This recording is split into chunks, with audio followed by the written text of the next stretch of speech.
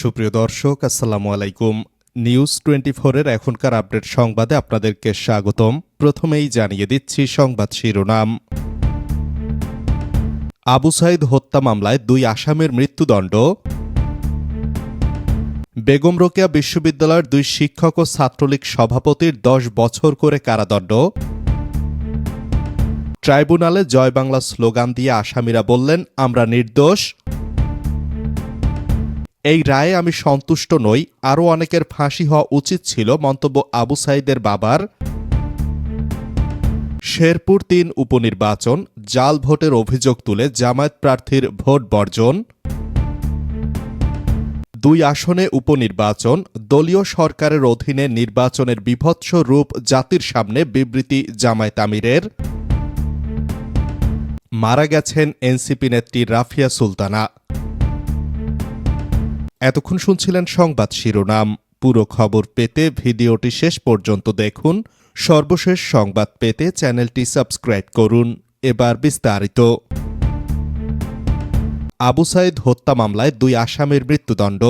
জুলাই আন্দোলনে রংপুরের বেগম রোকেয়া বিশ্ববিদ্যালয় শিক্ষার্থী আবু সাইদ হত্যা মামলার রায় ঘোষণা করেছেন আন্তর্জাতিক অপরাধ ট্রাইব্যুনাল 2। রায়ে 2 আসামিকে মৃত্যুদণ্ড ও 3 জনের যাবজ্জীবন কারাদণ্ড দিয়েছেন ট্রাইব্যুনাল। বৃহস্পতিবার দুপুর 12:15টার দিকে আন্তর্জাতিক অপরাধ ট্রাইব্যুনাল 2 এর চেয়ারম্যান বিচারপতি নজরুল ইসলাম চৌধুরীর নেতৃত্বাধীন 3 সদস্যের বিচারিক প্যানেল এর রায় পড়া শুরু হয়। প্যানেলের অপর 2 সদস্য বিচারক মোহাম্মদ মঞ্জুরুল বাসিত ও বিচারক নূর মোহাম্মদ শাহরিয়ার কবির। মৃত্যুদণ্ডপ্রাপ্ত 2 জন আসামি হলেন পুলিশের সাবেক সহকারী উপপরিদর্শক আমির হোসেন এবং সাবেক কনস্টেবল সুজন চন্দ্র রায়। তারা দুজনেই গ্রেফতার আছেন।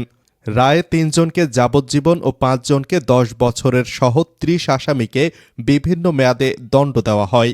যাবজ্জীবন সাজা পাওয়া 3 আসামি হলেন রংপুর মেট্রোপলিটন পুলিশের সাবেক সহকারী কমিশনার আরিফুজ্জামান জীবন, তাজহাট থানার সাবেক ওসি রবিউল ইসলাম নয়ন, বিশ্ববিদ্যালয় পুলিশ ক্যাম্পের সাবেক ইনচার্জ বিভূতি ভূষণ রায় মাধব। এছাড়া বেগম রোকেয়া বিশ্ববিদ্যালয়ের সাবেক উপাচার্য অধ্যাপক ড মোহাম্মদ হাসিবুর রশিদ বাচ্চু ও রংপুর মেট্রোপলিটন পুলিশের সাবেক কমিশনার মোহাম্মদ মনিরুজ্জামান বেল্টু, গণিত বিভাগের সাবেক সহকারী অধ্যাপক মশিউর রহমান, লোকপ্রশাসন বিভাগের সহযোগী অধ্যাপক আসাদুজ্জামান মণ্ডল আসাদ ও তৎকালীন ছাত্রলীগের সভাপতি পোমেল বড়ুয়ার 10 বছর কারাদণ্ড দিয়েছেন ট্রাইব্যুনাল। ট্রাইব্যুনালে জয় বাংলা স্লোগান দিয়ে আসামিরা বললেন, আমরা নির্দোষ। রংপুরের আবু সাইদ হত্যার ঘটনায় করা মানবতা বিরোধী অপরাধের মামলায় 2 পুলিশ সদস্যকে মৃত্যুদণ্ডাদেশ সহ 28 আসামিকে বিভিন্ন মেয়াদে শাস্তির আদেশ দিয়েছেন আন্তর্জাতিক অপরাধ ট্রাইব্যুনাল 2। বৃহস্পতিবার দুপুরে রায় ঘোষণার পরে ট্রাইব্যুনাল থেকে বের হওয়ার সময় দায়িত্বরত পুলিশের সঙ্গে ধাক্কাধাক্কি করেন সাজাপ্রাপ্ত আসামিরা। এ সময় সাজাপ্রাপ্ত আসামিরা জয় বাংলা স্লোগান দিয়ে বলেন, আমরা রায় মানি না, আমাদের ফাঁসানো হয়েছে, আমরা নির্দোষ। এদিন দুপুর 12টার দিকে আন্তর্জাতিক অপরাধ ট্রাইব্যুনাল 2 এর চেয়ারম্যান বিচারপতি নজরুল ইসলাম চৌধুরীর নেতৃত্বাধীন 3 সদস্যের বিচারিক প্যানেলে এর রায় পড়া শুরু হয়। প্যানেলের অপর 2 সদস্য বিচারক মোহাম্মদ মঞ্জুরুল বাসিদ ও বিচারক নূর মোহাম্মদ শাহরিয়ার কবির। এই রায়ে আমি সন্তুষ্ট নই, আরও অনেকের ফাঁসি হওয়া উচিত ছিল, আবু সাইদের বাবার প্রতিক্রিয়া। জুলাই আন্দোলনের শহীদ আবু সাইদ হত্যা মামলার রায়ে তীব্র অসন্তোষ প্রকাশ করেছেন তার মা, বাবা ও স্বজনরা। তার বাবা মকবুল হোসেন বলেছেন, বিচারে মাত্র 2 জনের ফাঁসি দেওয়া হয়েছে, আরও অনেক অপরাধীদের ফাঁসি হওয়া উচিত ছিল। এই রায়ে আমি সন্তুষ্ট নই, তো অনেক আসামি তো ছাড়ে আরে গেছে, যারা অপরাধী। এই রায়ে আমি সন্তুষ্ট নই, কড়াভাবে সাজা দেওয়া উচিত ছিল। আবু সাইদের বাবা বলেন, মাত্র 2 জন আসামিকে ফাঁসি দিয়ে মূল দোষী ও হত্যার নেপথ্যে পরিকল্পনাকারী এবং নির্দেশদাতাদের সামান্য শাস্তি দেওয়া হয়েছে। আইনজীবী ও পরিবারের সঙ্গে পরামর্শ করে পরবর্তী সিদ্ধান্ত নেওয়া হবে। তিনি আরও বলেন, বেগম রোকেয়া বিশ্ববিদ্যালয়ের ছাত্রলীগের তৎকালীন সভাপতি পোমেল বড়ুয়া আবু সাইদের সাথে সবচেয়ে বেশি খারাপ আচরণ করেছে এবং হত্যার পেছনে জড়িত তাকে মাত্র 10 বছরের সাজা দেওয়া হয়েছে। শেরপুর 3 উপনির্বাচন, জাল ভোটের অভিযোগ তুলে জামায়াত প্রার্থীর ভোট বর্জন।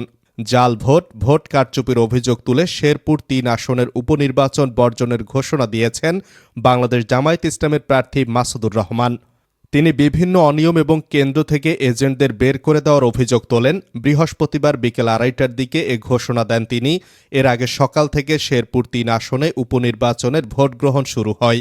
ঘোষণায় তিনি বলেন, নির্বাচনের বিভিন্ন কেন্দ্রে ব্যাপক অনিয়ম, জাল ভোট প্রদান এবং তাদের এজেন্টদের কেন্দ্র থেকে বের করে দেওয়ার ঘটনা ঘটেছে। এমন পরিস্থিতিতে সুষ্ঠু ভোট গ্রহণ সম্ভব নয় উল্লেখ করে তিনি নির্বাচন বর্জনের সিদ্ধান্তের কথা জানান। ২ আসনে উপনির্বাচন, দলীয় সরকারের অধীনে নির্বাচনের বীভৎস রূপ জাতির সামনে বিবৃতি জামায়াতের। দলীয় সরকারের অধীনে নির্বাচন নিয়ে শঙ্কা ও উদ্বেগ প্রকাশ করেছেন বাংলাদেশ জামায়াত ইসলামীর আমির ডাক্তার শফিকুর রহমান। আজ বৃহস্পতিবার জামায়াত আমিরের ভেরিফাইড ফেসবুক পেজে এক পোস্টে এ শঙ্কার কথা জানান তিনি। পোস্টে জামায়াত আমির লেখেন, দলীয় সরকারের অধীনে বগুড়া ৬ এবং শেরপুর ৩ দুটি উপনির্বাচন অনুষ্ঠিত হচ্ছে। দলীয় সরকারের অধীনে নির্বাচন কি হতে পারে তার বীভৎস রূপ ইতিমধ্যে জাতির সামনে চলে এসেছে। জামায়াত আমির আরও লেখেন, জাতীয় সংসদ একটি পবিত্র আমানতের জায়গা। সেই জায়গায় যারা আসবেন তারা যদি জনগণের রায়কে গায়ের জোরে পাল্টে দিয়ে আসেন তাহলে তাদের দ্বারা দেশ ও জাতির ক্ষতি ছাড়া লাভ হওয়ার কোনো সম্ভাবনা নেই। জনগণের রায়ের প্রতি যাদের আস্থা আছে তারা গায়ের জোর কখনোই খাটাতে চায় না। এদিকে বগুড়া ৬ ও শেরপুর ৩ আসনের উপনির্বাচনে এজেন্ট বের করে দেওয়া, জাল ভোট দেওয়া সহ নানা অনিয়মের অভিযোগ এনেছেন জামায়াতের সেক্রেটারি জেনারেল মিয়া গোলাম পরওয়ার। আজ বৃহস্পতিবার দুপুরে রাজধানীর মগবাজারে দলের কেন্দ্রীয় কার্যালয় সংবাদ সম্মেলনে তিনি অভিযোগ করেন। গোলাম পরওয়ার অভিযোগ করেন, অনিয়মের প্রতিবাদ করায় জামায়াত নেতাদের উপর হামলা করা হয়েছে। কোনো জায়গা থেকে নির্দেশ পেয়েই প্রশাসন নীরব ভূমিকা পালন করেছে। নির্বাচিত সরকারের আমলে প্রথম ২ উপনির্বাচনে যদি এমন চিত্র হয় তাহলে স্থানীয় নির্বাচন কিভাবে হবে এমন প্রশ্নও করেন তিনি। অভিযুক্ত কেন্দ্রগুলোর প্রিজাইডিং অফিসার ও পুলিশ সদস্যদের বিচারের আওতায় আনতে ইসিকে আহ্বান জানিয়েছেন জামায়াতের সেক্রেটারি জেনারেল। তার দল ইমোশনালি কোনো সিদ্ধান্ত নেবে না বলেও জানান তিনি। মারা গেছেন এনসিপি নেত্রী রাফিয়া সুলতানা। জাতীয় নাগরিক পার্টির বগুড়া জেলার সিনিয়র যুগ্ম আহ্বায়ক এবং ঢাকা বিশ্ববিদ্যালয়ের সাবেক শিক্ষার্থী রাফিয়া সুলতানা মারা গেছেন। গতকাল বুধবার রাজধানীর একটি হাসপাতালে চিকিৎসাধীন অবস্থায় ইন্তেকাল করেন তিনি। তার মৃত্যুতে শোকবার্তা দিয়েছে জাতীয় নাগরিক পার্টি। আজ বৃহস্পতিবার দলের দপ্তর সেলের সদস্য সাদিয়া ফারজানা দিনা স্বাক্ষরিত শোকবার্তায় বলা হয়েছে, জাতীয় নাগরিক পার্টির বগুড়া জেলা আহ্বায়ক কমিটির সিনিয়র যুগ্ম আহ্বায়ক রাফিয়া সুলতানা গতকাল রাতে ইন্তেকাল করেছেন। ইন্না লিল্লাহি ওয়া ইন্না ইলাইহি রাজিউন। তার এই অকাল প্রয়াণে জাতীয় নাগরিক পার্টি গভীর শোক ও বেদনা প্রকাশ করছে। তার মৃত্যুতে দল একজন সাহসী, নিবেদিত প্রাণ ও আদর্শনিষ্ঠ সহযোদ্ধাকে হারালো, যা আমাদের জন্য অপূরণীয় ক্ষতি। রাফিয়া সুলতানা ঢাকা বিশ্ববিদ্যালয়ের 2012-13 সেশনের শিক্ষার্থী ছিলেন। রোকেয়া হল ছাত্র সংসদ নির্বাচন 2019-এ ভিপি প্রার্থী হিসেবে অংশগ্রহণ রাজনীতিতে তার দৃঢ় অবস্থানের এই প্রতিফলন বলে জানিয়েছে এনসিপি।